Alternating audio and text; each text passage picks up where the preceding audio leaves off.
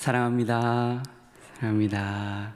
다시 한번 이번 성지 여행을 다녀올 수 있도록 이렇게 아낌없이 후원해 주신 우리 교회와 또 우리 모든 성도님들께 다시 한번 감사의 인사를 올립니다.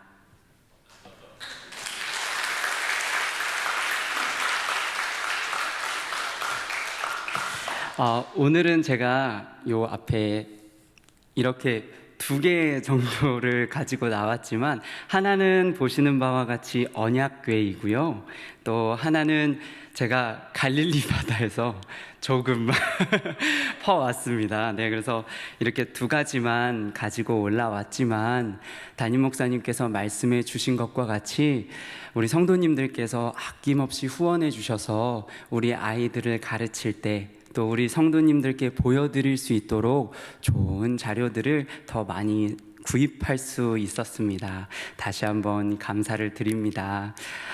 이번에 담임 목사님께서도 말씀해 주셨지만 총 35명 이렇게 성지 여행을 가게 되었는데요, 그 안에서도 제가 물어보고 서로의 상황을 들어보니까 저희 교회처럼, 그리고 저처럼 이렇게 교회에 아낌없는 지원을 받고 온 전도사님이 거의 없더라고요.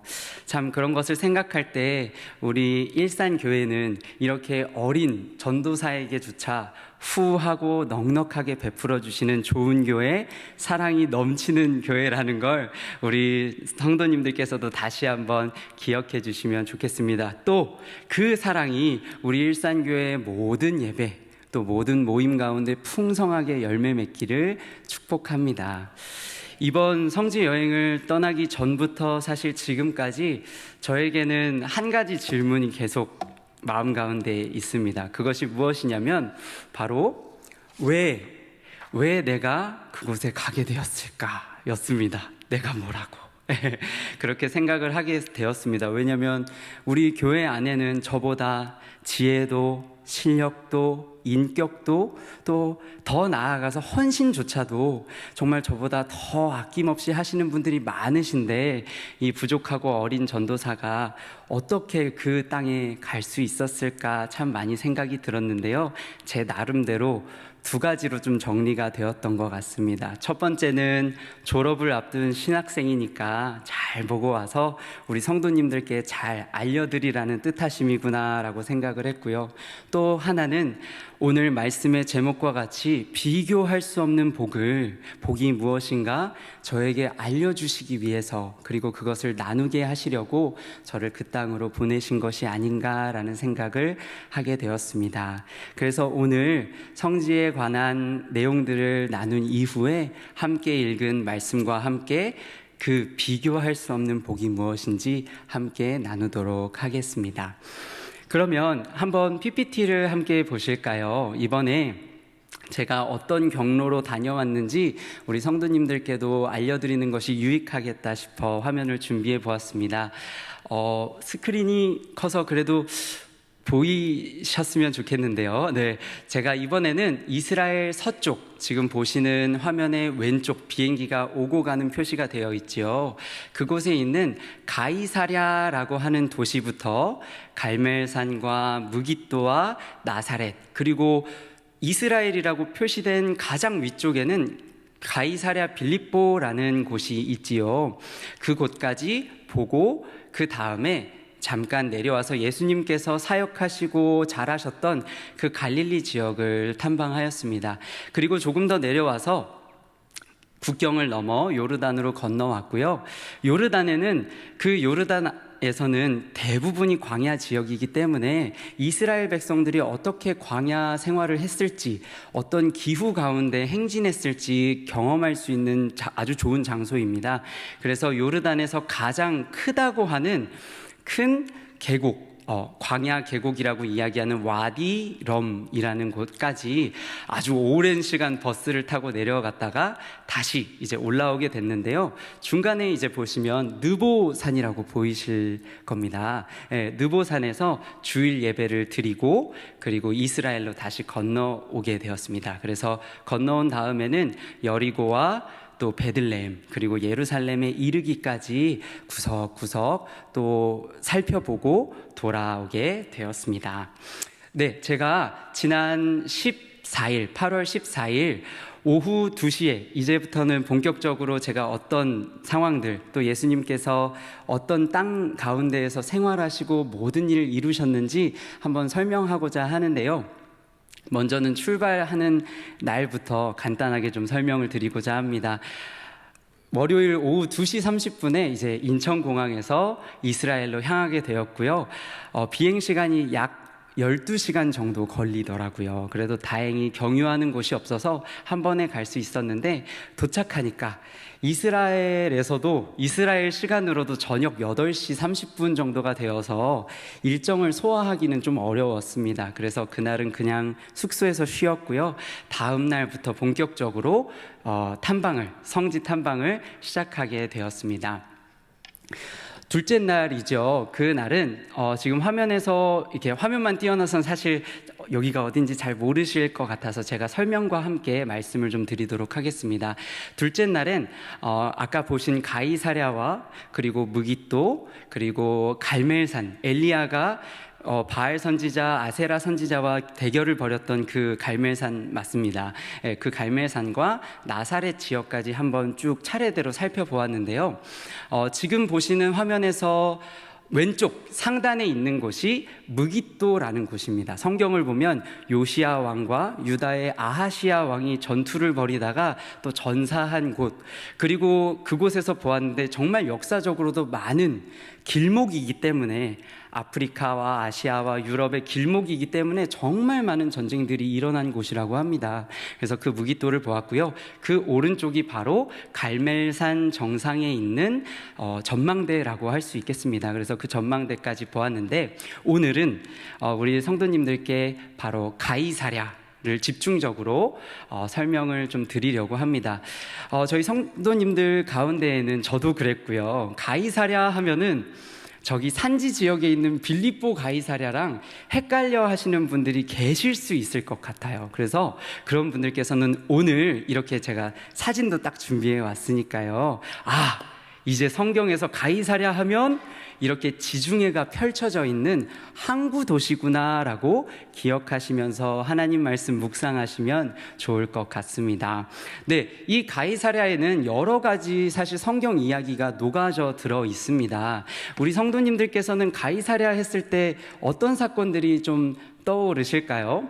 먼저는 첫 번째로는 바로 지금 우측 상단에 제가 바다 사진을 이렇게 찍어 두었는데, 사실 예뻐서 그냥 찍은 것은 아니고요.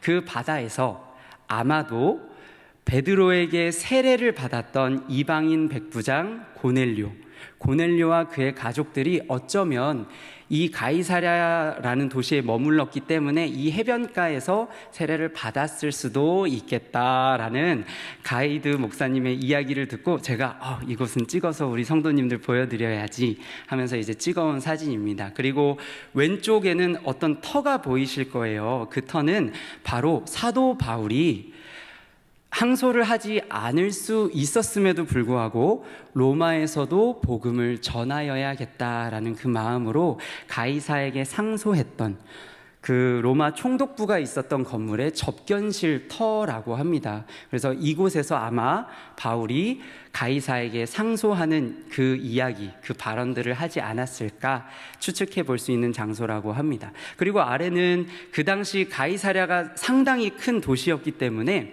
그 도시에 있었던 여러 원형 경기장이라든지 문화시설을 한 번에 다 볼 수 있는 장면이 될 것 같아서 제가 찍어 보았는데요. 무엇보다 사실 저는 이 가이사랴에서 가장 기억에 남는 장소는 따로 있었습니다. 바로 그 장소는 이 장소인데요. 성도님들께서 보시기에는 이 장소가 어떤 장소일 것 같으신가요? 네. 속으로 이제 또 생각도 해보시고 계실 텐데, 바로 이 장소는 화장실입니다. 고대 로마에 예수님께서 사시던 그 시기에 로마 사람들이 만들어 놓았던 화장실이라고 해요. 제가 갑자기 앞에 그 아름다운 멋진 풍경들 다 내버려 두고 이렇게 화장실을 소개하는 이유가 있겠죠. 그 이유는 바로 이 화장실에서 쓰였던, 우리에게는 어떻게 보면 좀 익숙한 물건을 하나 소개하려고 하기 때문입니다. 바로 천연 스펀지, 사실 스펀지라는 영어 단어도 헬라어에서 왔다고 하는데요. 바로 이 천연 스펀지라고 할 수 있는 저희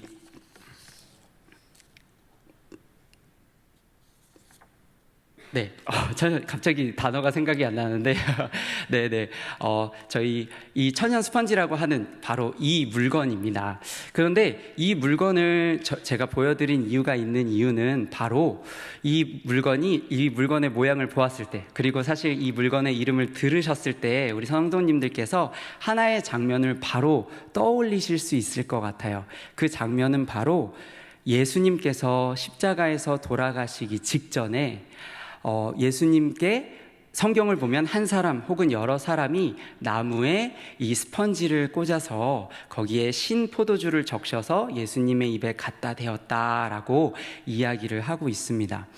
그런데 사실 그 상황을 두고도 많은 사람들이 그거는 예수님께서 고통을 좀 덜 느끼실 수 있도록 마취 성분이 있는 신포도주를 적셔서 준 거일 수도 있다라고 이야기는 하지만 사실 이 스펀지가 로마 시대 화장실에서 쓰였다는 것, 특히 화장실에서 그냥 화장실 청소용으로 쓰인 것은 아니었고요. 저녁 시간에 이런 말씀을 드려서 좀 죄송하지만 화장실의 볼일을 다 본 이후에 깨끗하게 뒤처리를 하는데 쓰인 도구라고 합니다. 그리고 충격적인 것은 일회용으로 사용하는 것이 아니고요. 고대 로마 시기엔 이 스펀지를 물에 이렇게 씻어서 다시 꽂아두면 그것을 다음 사람이 쓰고 또 다음 사람이 쓰고 이렇게 활용했다고 합니다. 그래서 이 활용 용도를 생각했을 때 어쩌면 우리가 생각했던 그 십자가 위에서 예수님이 당하신 고난은 마지막 그 순간까지, 정말 운명하시기 직전까지 큰 모욕을 당하신 것일 수도 있겠다라고 생각할 수 있을 것 같습니다. 예수님께서는 그렇게 우리를 대신해서 고난과 모욕을 당하신 것입니다. 다음 화면을 한번 보도록 하겠습니다. 셋째 날 갔던 빌립보 가이사랴, 아까 말씀드렸던 빌립보 가이사랴에 대해서 설명을 드릴 텐데요. 빌립보 가이사랴와 넷째 날 요르단에서 보았던 거라사라고 하는 도시를 함께 설명을 드리려고 합니다. 그 이유는 이 빌립보 가이사랴와 거라사에 있는 여러 신전들과 그 문화를 함께 소개하면서 오늘날 우리는 어떤 신앙을 가져야 할까 함께 좀 생각해 보면 좋을 것 같아서 준비를 해보았습니다. 먼저 지금 보시는 화면은 바로 빌립보 가이사랴라고 하는 곳이고요. 특별히 그 지역의 이 장소는 최근에 저희 담임 목사님께서도 천국 강해 주일 설교 때 몇 번 소개하였던 그런 장소이기도 한데, 판이라고 하는 신을 모셔놨던 판신전이 있었던 장소가 바로 지금 보시는 이 장소입니다. 그래서 이 장소에서 판신전뿐만 아니라 이곳에 갔더니 그 당시에 어떤 신전들이 있었는지 그려놓은 그림이 있더라고요. 그 그림을 한번 보시면 이렇게 생겼던 장소라고 합니다. 몇천 년 전에, 2000년 전에 이 바위를 깎아 만든 곳이 바로 이렇게 많은 신전들이 위치했던 장소였다라고 합니다. 그래서 방금 보신 가장 왼쪽에 있던 구덩이가 바로 판 신전이 있었던 곳이고요. 지금 화면에서 정 가운데 있는 신전이 바로 로마 황제를 숭배하던 신전이라고 할 수 있습니다. 그리고 지금 보시면 자세히 보시면 신전과 신전 사이에 구멍이 송송송송 이렇게 뚫려 있는 것들이 보이실 거예요.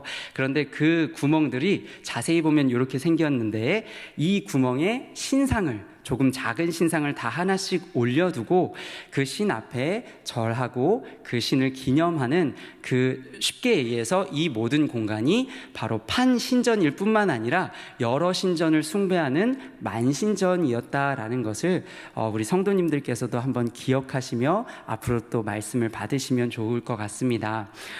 이렇게 얼마나 웅장했을까요? 아까 제가 이전에 복원도를 한번 보여드리기도 했지만 얼마나 또 웅장하고 얼마나 화려하고 그 안에선 또 얼마나 또 음란한 제의들이 또 벌어졌을까요? 그런데 그 가운데 우리 예수님이 계셨어요. 그리고 그 예수님께서 참 어쩌면 평범해 보이고 또 초라해 보이는 그 예수님이셨지만 그 예수님께서 이 장소에서 제자들에게 물으셨죠. 바로 너희는 나를 누구라 하느냐 라고 제자들의 대답을 듣기 원하셨던 예수님을 우리가 기억할 때 오늘날 우리가 어떤 믿음의 눈을 가지고 살아가야 하는지 한번 또 점검할 수 있을 것 같습니다. 다음으로는 앞서 말씀드린 거라사라고 하는 지역의 그 도시를 설명해 드리려고 합니다. 이 지역은 우리 성도님들께는 데가볼리라고 하는 지역으로, 그 지명으로 더 익숙하실 것 같아요. 이미 알고 계시겠지만 데가볼리라고 하는 것은 10개의 큰 도시로 형성된 지역을 부르는 단어입니다. 그 10개의 도시 중에 이 거라사, 지금은 제라쉬라고 부르거든요. 그런데 이 거라사라는 도시가 규모가 2번째로 큰 도시였다고 해요. 그래서 성경에서도 데가볼리라는 단어 대신에 거라사인들의 땅으로 가셨다라고 이야기를 하기도 한다고 이야기합니다. 이렇게나 넓습니다. 거의 이 날에도 40도 가까이 되는 온도에 한 2시간 가까이 이렇게 돌아다녔던 기억이 나는데요. 이 거라사라는 도시의 가장 대표적인 신전이 바로 이 신전입니다. 아르테미스라고 하는 신의 신전인데요. 이 신전 보시면 높이가 직접 이제 꼭 가서 보실 수 있기를 바랍니다. 가서 보시면 정말 높고 또 지금 보시면 기둥 저 끝에 처마 쪽에 기둥의 끝부분에 정말 화려하게 장식되어 있는 것을 볼 수가 있는데요. 사실 아르테미스 신전의 규모는 여기서 끝나는 것이 아니라고 합니다. 얼마나 크냐면 다시 한번 화면을 또 보여드리면요. 다시 한번 보건도예요. 아르테미스 신전의 보건도인데 방금 보셨던 이 기둥들이 어디에 위치하냐면 지금 보시는 그림에 저기 안쪽에 혹시 기둥이 이렇게 솟아있는 거 보이실까요? 네. 그 기둥이 있었던 자리가 바로 조금 전 보신 이 자리, 아르테미스 신상을 놓았던 자리라고 합니다. 이런 것들을 볼 때 정말 이 당시에 거라사 지방에 신을 숭배하고 우상을 숭배하는 그 문화가 얼마나 팽배했는지 가득하고, 그리고 얼마나 그것을 위해서 화려하게 꾸몄는지를 볼 수가 있을 것 같아요. 그래서 제가 비록 지금 이 장소에서 어떻게 하면 우리 성도님들께 좀 실감나게 이 장소를 보여드릴 수 있을까 고민하다가 영상을 한번 찍어보게 되었습니다. 지금 보시는 이 그림의 입구부터 저기 안쪽에 있는 아르테미스 신상이 있는 곳까지 한번 제가 카메라를 들고 뛰어서 올라가 봤는데요. 영상을 한번 보실까요?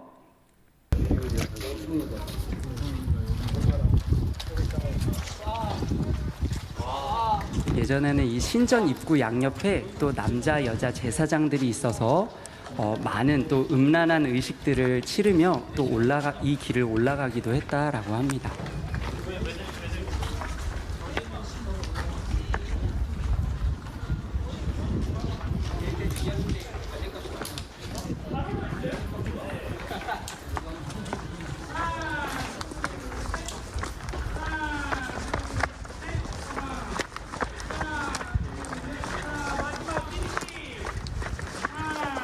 네, 이제 곧 보이실 텐데요. 바로 앞에 있는 하나의 터가 있어요.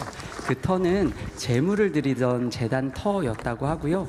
저기 멀리 보이시는 기둥 서 있는 것이 아까 제가 보여드렸던 아르테미스 신상이 있었던 기둥이라고 보시면 되겠습니다. 이렇게 아르테미스 신전 지금 한번 보시니까 좀 어떠신가요? 규모가 제법 크다는 게 좀 실감이 가실까요? 네.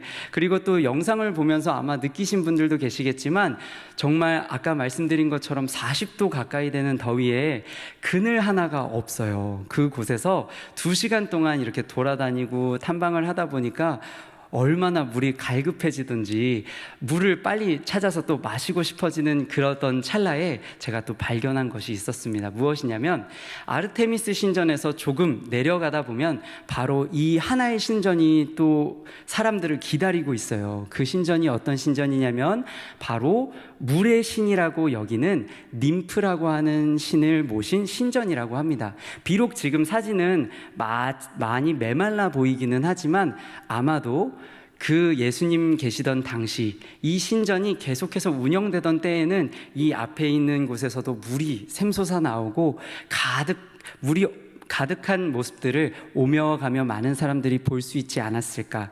그러면서 물 마시고 싶었는데 이렇게 물이 가득한 신전이 있다니 하면서 그 물의 신전 안에 있는 신을 또 숭배하기도 하고 사랑하기도 하는 그런 모습들이 있지 않았을까 하는 생각을 해보게 되었습니다. 이런 거라사 신전들을 보면서도 한편으로는 정말 우리가 약해져 있을 때, 우리가 정말 갈급해져 있을 때 우상이라고 하는 것은 하나님 대신에 우리의 마음을 비집고 들어오는구나, 그것을 우리가 경계해야 하는구나 라는 생각도 참 많이 하게 되었습니다. 네, 다음으로는 이제 거라사 지역을 떠나서 아까 맨 처음에 말씀드렸던 그 요르단 지역의 가장 큰 광야 계곡이라고 말하는 와디 럼이라는 곳으로 향하게 되었습니다.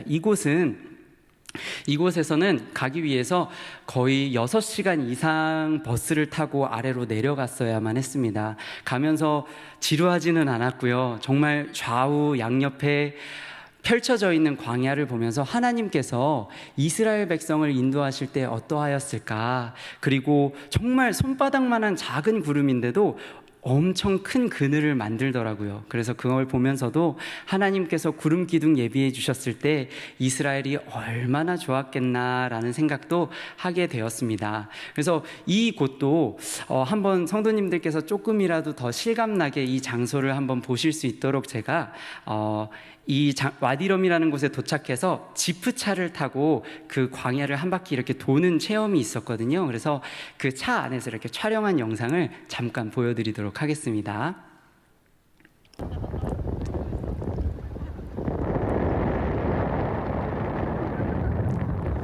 네, 양옆이 모래와 또 바위와 이렇게 돌밖에 보이지 않습니다.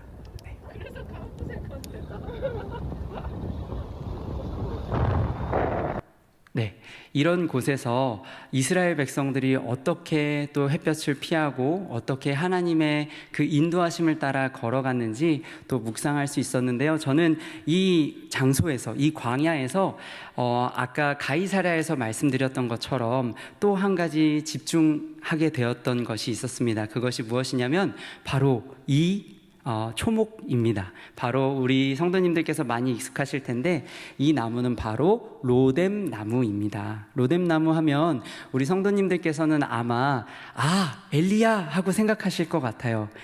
그 바알과 아세라 선지자와의 대결을 마친 이후에 이세벨이 내가 내일 너는 아마 죽어 있을 거다라고 살해 협박까지 하는 그 얘기를 듣고 엘리야가 도망가기 시작하잖아요. 그러면서 로뎀 나무 아래에서 이제 머물렀다라고 성경은 기록하고 있는데, 그러다 보니까 우리가 자칫 로뎀 나무 하면 뭔가 쉴 만한 곳, 안식을 취할 수 있는 곳이라고 생각할 수 있겠지만 사실 현지에서는 이 로뎀 나무에 또 하나의 별명이 있다고 합니다. 그 별명은 바로 자살나무라고 이야기를 한다고 해요. 왜냐하면 이 로뎀 나무 아래서 쉰다는 건 거의 목숨을 이제 포기한 거나 다름없다라고 이야기를 하기 때문이라고 합니다. 그래서 이런 배경들을 생각할 때 얼마나 엘리야가 도망을 가다가 기진하였으면 이 피할 그늘도 마땅하지 않은 이 로뎀 나무에 거하였을까, 그리고 하나님의 도우심이, 위로하심이 얼마나 또 극적이었을까 우리가 또 생각할 수 있게 되는 것 같습니다. 그래서 제가 그냥 지나칠 수가 없어서 이 로뎀 나무 그늘 아래에 살짝 누워 보았는데요. 네. 네, 이렇게 보시니까 제가 몸이 그렇게 큰 것도 아닌데 제 몸이 그늘 안에 다 담기지 않더라고요. 그만큼 로뎀 나무라고 하는 것은 참 그 안에서 안식을 누리기 어려운, 참 잎사귀도 빈약한 그런 나무구나라는 걸 또 이제 앞으로 또 아시고 또 말씀 묵상하시면 좋을 것 같습니다. 이렇게 광야 체험을 다 마친 이후에 말씀드린 것처럼 주일이었는데요, 느보산으로 향했습니다. 느보산은 어떤 산인가요? 바로 모세가 출애굽부터 광야 40년 동안 이스라엘을 이끌었던 그 모세가 마지막 약속의 땅을 보고 눈을 감았던 장소로 알려져 있죠. 그래서 그 모세의 죽음을 기념하는 교회가 느보산에 이렇게 조성이 되어 있는데요, 그곳에 올라가서 하나님께서 모세에게 보여주셨을 그 풍경들을 바라보며 문득 한 가지 생각이 들었습니다. 모세는 하나님께서 가라고 하면 가고 멈추라고 할 때 멈추며 또 그 일생의 마지막에는 하나님께서 친히 그 모세의 상주가 되어 주셨는데, 나는 정말 그 모세와 같이 하나님 섬기며 하나님 사랑하며 살아갈 수 있을까라는 생각을 마음 가운데 하게 되었는데요. 그때 마침 하나님께서 저에게 한 가지 조형물을 또 눈에 들어오게 해주셨어요. 바로 그 조형물이 무엇이냐면 아주 높이, 실제로 보면 정말 크고 높습니다. 높이 솟은 놋 십자가였습니다. 그것을 보면서 저를, 이 죄인을 구하시기 위해서 이 땅에 오신, 스스로 나무에 매달리신 하나님을, 그 사랑을 묵상할 수 있었는데요. 이 놋 십자가를 올려다보며, 그리고 이곳에서 하나님을 또 주일에 예배하며 다시 한번 예수님의 십자가 사랑을 또 묵상할 수 있었습니다. 그 이후에 아까 앞서 말씀드린 것과 같이 이스라엘로 다시 넘어가게 되었습니다. 그곳에서 이제 예루살렘과 여리고와 베들레헴 곳곳을 돌아다니며 탐방하게 되었는데요. 성지에 대한 소개 마지막으로, 이제 우리 성도님들께서 많이 듣고 아실 만한 바로 비아 돌로로사, 십자가의 길이라는 곳과 함께 특히 예루살렘 안에 있는 기념교회 상황들을 우리 성도님들께 함께 소개하려고 합니다. 먼저 지금 좌측 상단에 보시는 그림은 무엇이냐면요, 바로 이 십자가의 길, 비아 돌로로사라고 하는 길은 예수님께서 사형 선고를 받으시고 그리고 채찍을 맞으시고 십자가를 지고 걸어가셨던 길, 그리고 예수님께서 십자가에 달리시고 장사 지내시게 됐던 그 모든 장소를 총 14가지의 구간으로 나누어서 처소를 마련해서 이곳은 어디입니다, 이곳은 예수님이 3번째로 십자가를 지고 넘어지셨던 곳입니다, 이렇게 기념하는 그런 표말입니다. 그래서 지금 보시면 로마 숫자로 1이라고 이제 표시가 되어 있을 텐데, 바로 저곳이 빌라도의 관저로 들어가시던 곳이었다라는 표식입니다. 저는 이 비아 돌로로사 십자가의 길을 쭉 걸으면서 가장 한편으로는 기대됐던 곳은 맨 마지막이었던 것 같아요.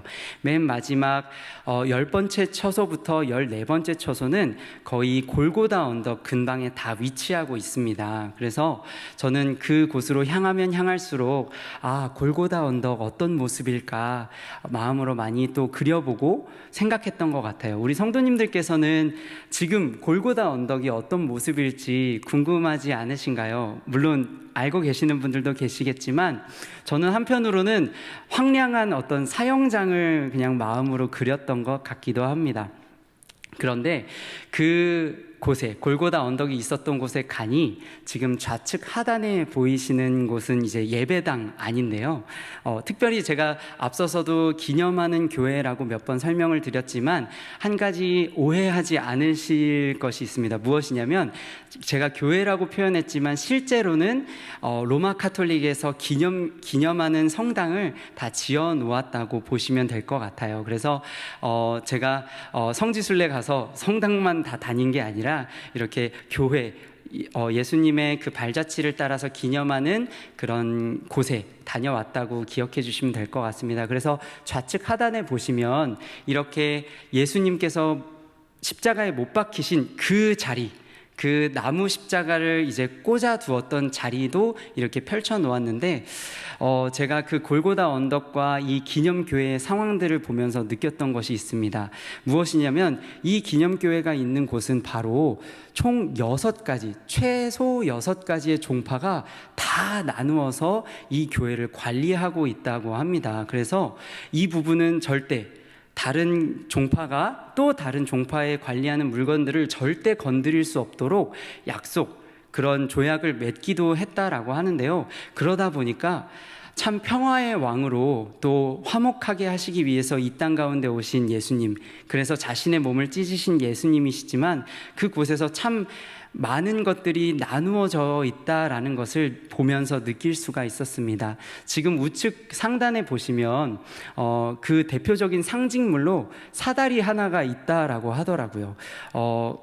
포털 사이트나 이런 데에도 움직일 수 없는 사다리라고 이렇게 검색하거나 하시면 바로 찾아보실 수 있는데, 이 사다리가 무려 19세기 때부터 지금까지 저 자리에 누구 하나의 손길도 닿지 않고 그대로 저 자리에 있다라고 합니다. 왜냐하면 아까 말씀드린 것처럼 그 골고다 언덕이 있었던 그 자리가 정말 많은 종파로 분열되다 보니까, 다 나누어서 관리를 하다 보니까 한 번도 저 사다리를 건드릴 수 없었던 것입니다. 그래서 어떻게 보면 이 골고다 언덕에 참 많이 나눠져 있는 그 상징물 중에 하나로 이 사다리를 소개하는 것을 듣고 우리 성도님들께도 이제 소개해 드리게 되었습니다.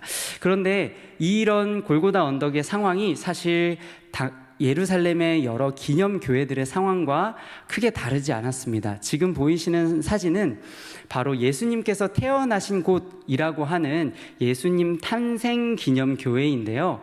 지금 우측 상단에 보시는 예배당은 로마 카톨릭 예배당이고, 좌측 하단에 좀 더 화려하게 보이시죠? 많은 장식품과 이런 예수님을 기념하려고 만들어 놓은 장식품들이 참 많은데, 그것은 바로 그리스 정교회에서 만들어 놓은 예배당이라고 합니다.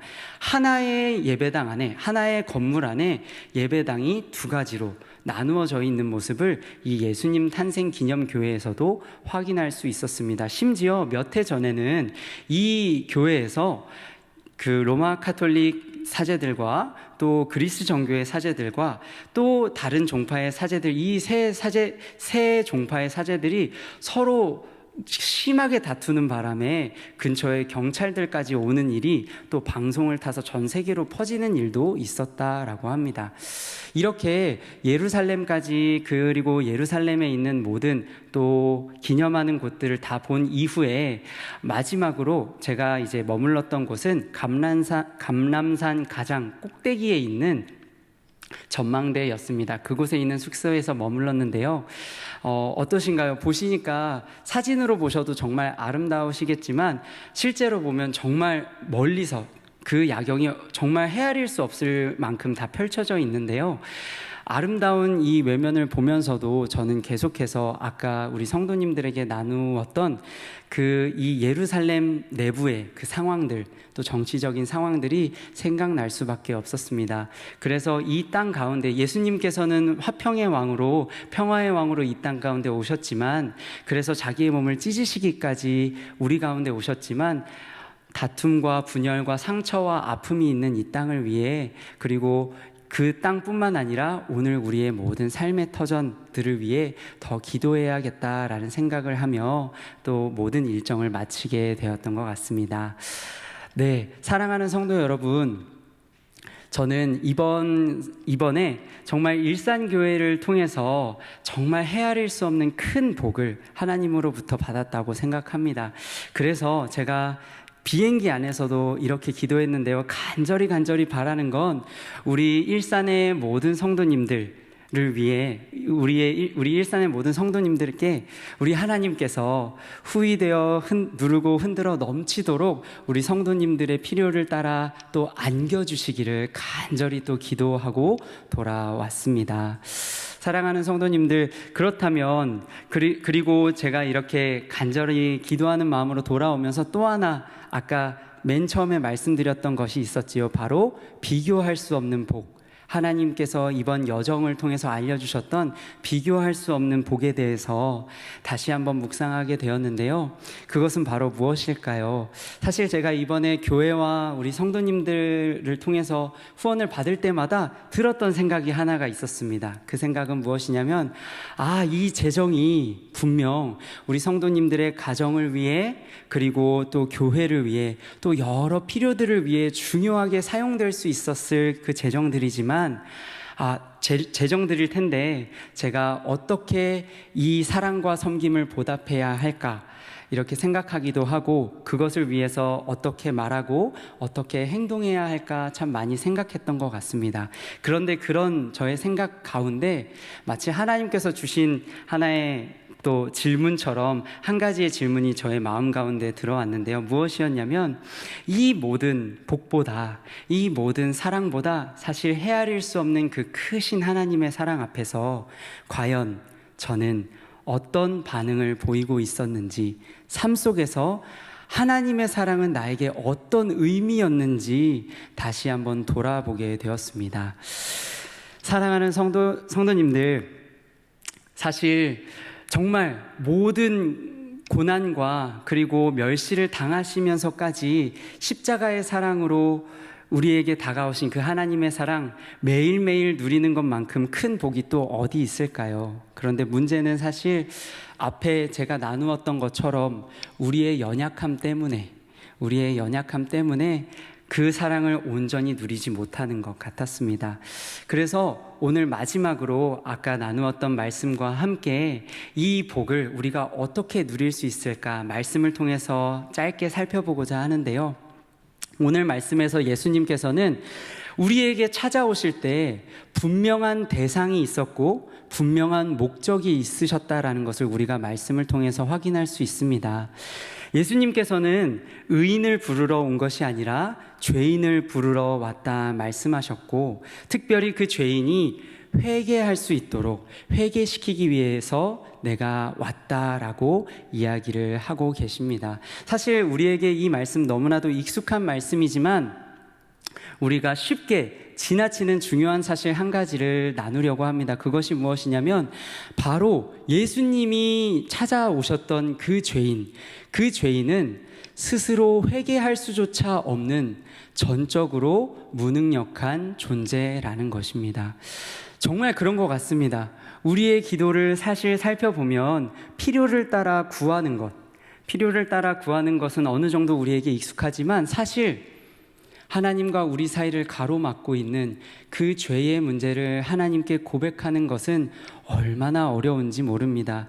입술 한번 떼는 것조차 어려운 것이 우리의 연약함이 아닌가 합니다. 심지어 그 죄들이 반복되면 반복될수록 결단에도 넘어질수록 점점 우리 마음 가운데 어떤 유혹이 드나요? 바로 그 죄들, 일반적인 것으로 여기면서 결국 그 죄를 가지고 하나님 앞에 나아가지도 않는 모습이 우리 가운데 있지는 않은가 합니다. 하지만 정말 우리 그렇게 살아가야 할까요? 그렇지 않기 위해서 살아계신 하나님께서 이 땅 가운데 오셔서 십자가와 부활을 통해 우리의 구주가 되신 줄로 믿습니다. 그래서 말씀을 이제 마무리하려고 합니다. 오늘 우리 성도님들께 이 이스라엘과 요르단 성지에서 있었던 일들, 그리고 그 가운데 발견할 수 있었던 우리 예수님의 그 행적들과 사랑을 함께 나누었는데요. 간절히 바라기론 이 밤에 그 우리의 약함을 모두 맡으신 예수님께 함께 나아갔으면 좋겠습니다.